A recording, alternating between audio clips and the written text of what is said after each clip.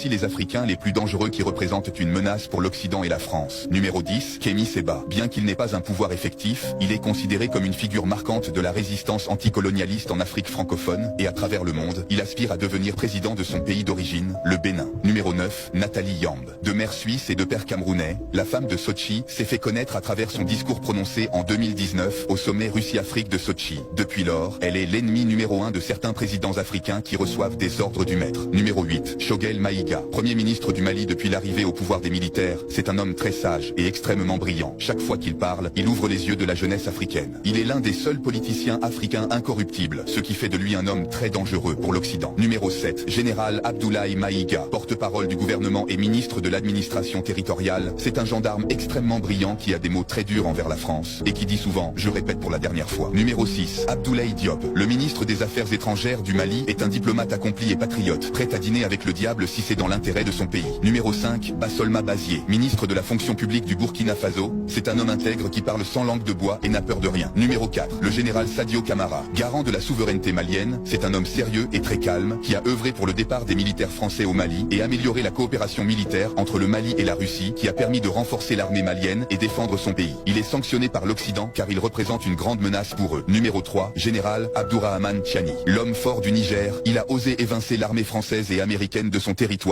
et a nationalisé toutes les entreprises minières de son pays. Il parle rarement mais travaille dans le silence. Numéro 2, Ibrahim Traoré, le plus jeune président du monde. Il est très engagé et fait souvent des discours de conscientisation du peuple africain. Très brillant, il est le seul président capable de tenir un discours devant Vladimir Poutine sans papier. Un vrai héritier de Thomas Sankara. Numéro 1, Assimi Goïta. Le président malien est un homme mystérieux qui parle rarement et s'affiche peu, mais qui travaille pour libérer son pays de l'Occident. Il a expulsé l'armée française et les entreprises occidentales. Et c'est grâce à lui que les coups d'État patriotiques se sont enchaînés en Afrique et il est sorti de la CEDEAO avec les autres présidents. Ils ont créé l'AES. Il représente la plus grande menace pour la France en Afrique.